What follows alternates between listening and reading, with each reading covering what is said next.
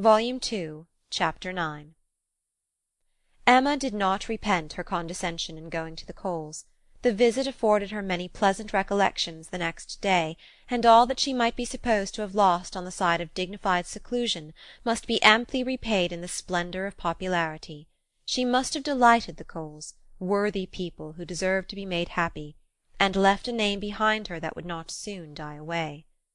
Perfect happiness, even in memory, is not common, and there were 2 points on which she was not quite easy. She doubted whether she had not transgressed the duty of woman by woman in betraying her suspicions of Jane Fairfax's feelings to Frank Churchill. It was hardly right, but it had been so strong an idea that it would escape her, and his submission to all that she told was a compliment to her penetration, which made it difficult for her to be quite certain that she ought to have held her tongue. The other circumstance of regret related also to Jane Fairfax, and there she had no doubt. She did unfeignedly and unequivocally regret the inferiority of her own playing and singing. She did most heartily grieve over the idleness of her childhood, and sat down and practised vigorously an hour and a half. She was then interrupted by Harriet's coming in, and if Harriet's praise could have satisfied her, she might soon have been comforted. "Oh, if I could but play as well as you and Miss Fairfax!" "Don't class us together, Harriet. My playing is no more like hers than a lamp is like sunshine." "Oh dear, I think you play the best of the two. I think you play quite as well as she does. I am sure I'd much rather hear you. Everybody last night said how well you played." "Those who knew anything about it must have felt the difference. The truth is, Harriet, that my playing is just good enough to be praised, but Jane Fairfax's is much beyond it." "Well, I shall always think that you play quite as well as she does, or that if there is any difference nobody would ever find it out. Mr. Coles said how much taste you had, and Mr. Frank Churchill talked a great deal about your taste, and that he valued taste much more than execution." "Ah, but Jane Fairfax has them both, Harriet." "Are you sure? I saw she had execution, but I did not know she had any taste. Nobody talked about it. And I hate Italian singing. There is no understanding a word of it. Besides, if she does play so very well, you know it is no more than she is obliged to do, because she will have to teach. The Coxes were wondering last night whether she would get into any great family. How did you think the Coxes looked?" "Just as they always do. Very vulgar." "They told me something," said Harriet rather hesitatingly, "but it is nothing of any consequence." Emma was obliged to ask what they had told her, though fearful of its producing Mr. Elton. "They told me that Mr. Martin dined with them last Saturday." "Oh?" "He came to their father upon some business, and he asked him to stay to dinner." "Oh!" "They talked a great deal about him, especially Anne Cox. I do not know what she meant, but she asked me if I thought I should go and stay there again next summer." She meant to be impertinently curious, just as such an Anne Cox should be. "She said he was very agreeable the day he dined there. He sat by her at dinner. Miss Nash thinks either of the Coxes would be very glad to marry him." "Very likely. I think they are, without exception, the most vulgar girls in Highbury." Harriet had business at Ford's. Emma thought it most prudent to go with her. Another accidental meeting with the Martins was possible, and in her present state would be dangerous. Harriet, tempted by everything and swayed by half a word, was always very long at a purchase, and while she was still hanging over muslins and changing her mind, Emma went to the door for amusement. Much could not be hoped from the traffic of even the busiest part of Highbury. Mr. Perry walking hastily by, Mr. William Cox letting himself in at the office door, Mr. Cole's carriage horses returning from exercise, or a stray letter-boy on an obstinate mule, were the liveliest objects she could presume to expect, and when her eyes fell only on the butcher with his tray, a tidy old woman travelling homewards from shop with her full basket, 2 curs quarrelling over a dirty bone, and a string of dawdling children round the baker's little bow-window eyeing the gingerbread, she knew she had no reason to complain, and was amused enough, quite enough still to stand at the door. A mind lively and at ease can do with seeing nothing, and can see nothing that does not answer. She looked down the Randalls road. The scene enlarged. 2 persons appeared. Mrs. Weston and her son-in-law. They were walking into Highbury, to Hartfield, of course. They were stopping, however, in the first place at Mrs. Bates's, whose house was a little nearer Randall's than Ford's, and had all but knocked when Emma caught their eye. Immediately they crossed the road and came forward to her, and the agreeableness of yesterday's engagement seemed to give fresh pleasure to the present meeting. Mrs. Weston informed her that she was going to call on the Bateses in order to hear the new instrument. "For my companion tells me," said she, "that I absolutely promised Miss Bates last night that I would come this morning. I was not aware of it myself.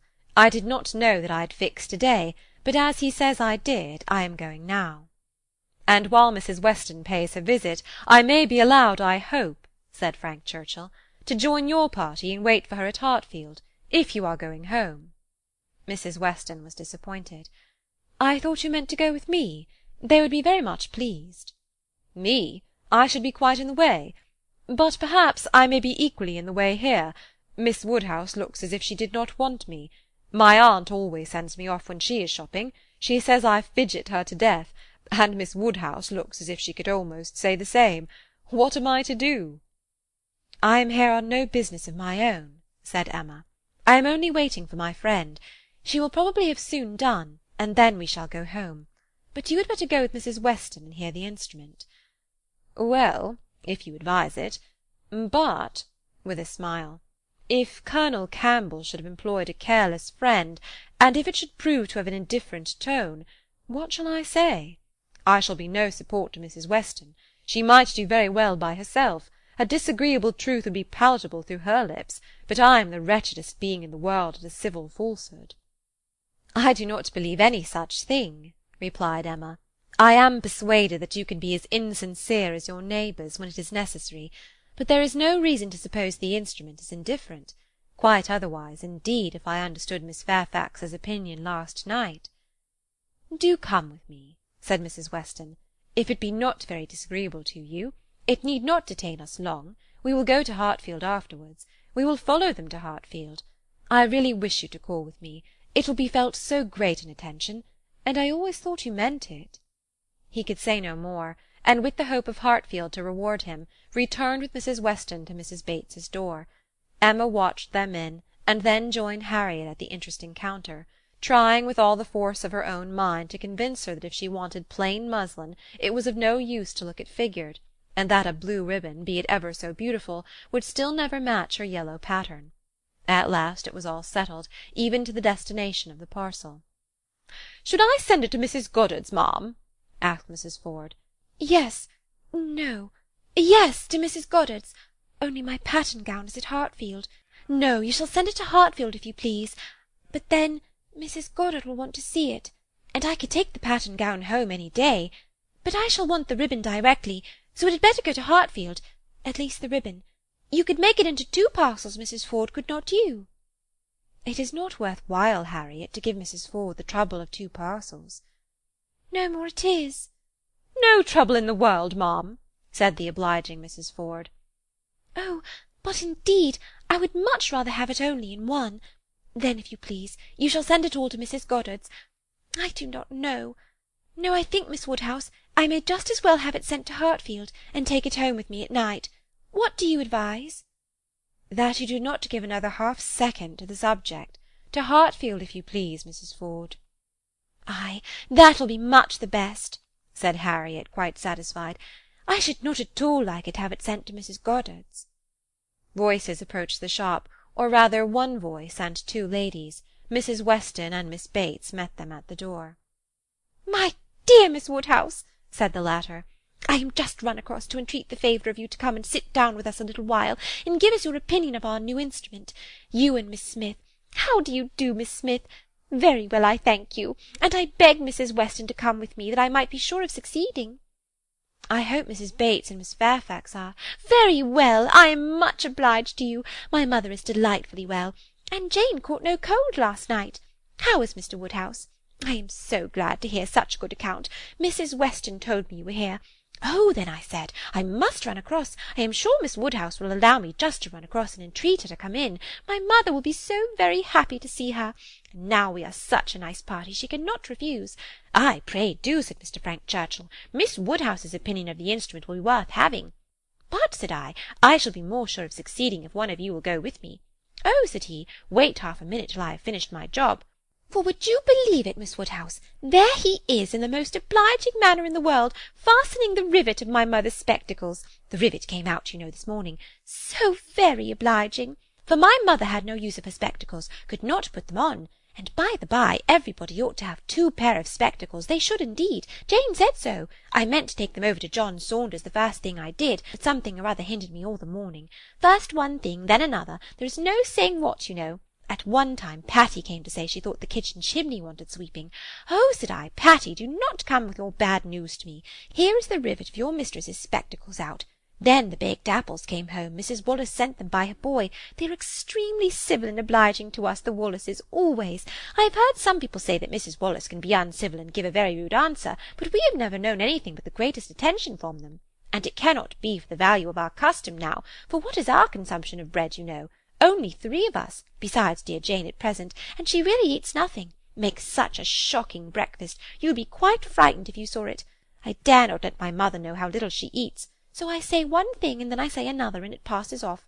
But about the middle of the day she gets hungry, and there is nothing she likes so well as these baked apples, and they are extremely wholesome. For I took the opportunity the other day of asking Mr. Perry. I happened to meet him in the street. Not that I had any doubt before. I have so often heard Mr. Woodhouse recommend baked apple. I believe it is the only way that Mr. Woodhouse thinks the fruit thoroughly wholesome. We have apple dumplings, however, very often. Patty makes an excellent apple dumpling. Well, Mrs. Weston, you have prevailed, I hope, and these ladies will oblige us. Emma would be very happy to wait on Mrs. Bates, etc., and they did at last move out of the shop, with no farther delay from Miss Bates than, "How do you do, Mrs. Ford? I beg your pardon, I did not see you before. I hear you have a charming collection of new ribbons from town. Jane came back delighted yesterday. Thank ye, the gloves do very well, only a little too large about the wrist, but Jane is taking them in." "What was I talking of?" said she, beginning again when they were all in the street. Emma wondered on what, of all the medley, she would fix. "I declare I cannot recollect what I was talking of. Oh, my mother's spectacles! So very obliging of Mr. Frank Churchill. Oh," said he, "I do think I can fasten the rivet. I like a job of this kind excessively, which you know showed him to be so very— Indeed, I must say that as much as I had heard of him before and much as I had expected, he very far exceeds anything. I do congratulate you, Mrs. Weston, most warmly. He seems everything the fondest parent could— Oh," said he, "I can fasten the rivet. I like a job of that sort excessively. I never shall forget his manner.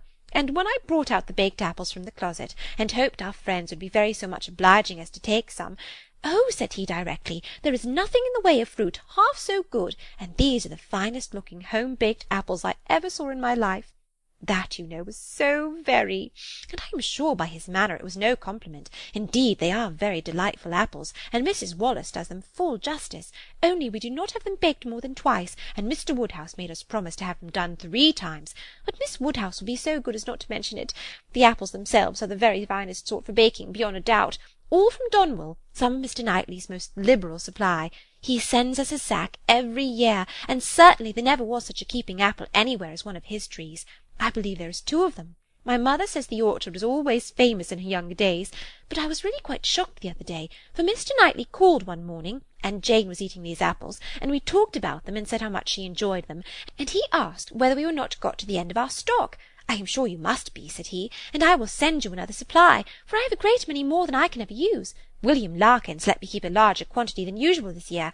I will send you some more before they get good for nothing.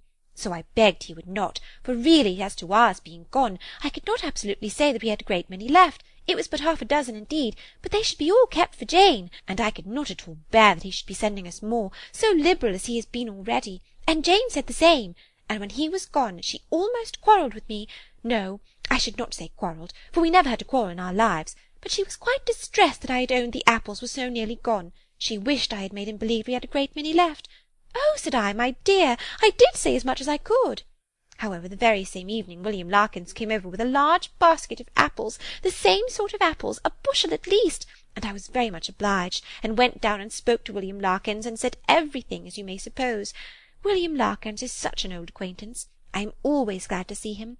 But, however, I found afterwards from Patty that William said it was all the apples of that sort his master had. He had brought them all, and now his master had not one left to bake or boil. William did not seem to mind it himself, he was so pleased to think his master had sold so many, for William, you know, thinks more of his master's profit than anything, but Mrs. Hodges, he said, was quite displeased at their being all sent away. She could not bear that her master should not be able to have another apple tart this spring. He told Patty this, but bid her not mind it, and be sure not to say anything to us about it. Mrs. Hodges would be cross sometimes, and as long as so very many sacks were sold, it did not signify who ate the remainder. And so Patty told me, and I was excessively shocked indeed. I would not have Mr. Knightley know anything about it for the world. He would be so very— I wanted to keep it from Jane's knowledge, but unluckily I had mentioned it before I was aware. Miss Bates had just done as Patty opened the door, and her visitors walked upstairs without having any regular narration to attend to, pursued only by the sounds of her desultory goodwill. "Pray take care, Mrs. Weston, there is a step at the turning. Pray take care, Miss Woodhouse, ours is rather a dark staircase, rather darker and narrower than one could wish. Miss Smith, pray take care. Miss Woodhouse, I am quite concerned. I am sure you hit your foot. Miss Smith, the step at the turning." End of Chapter 9.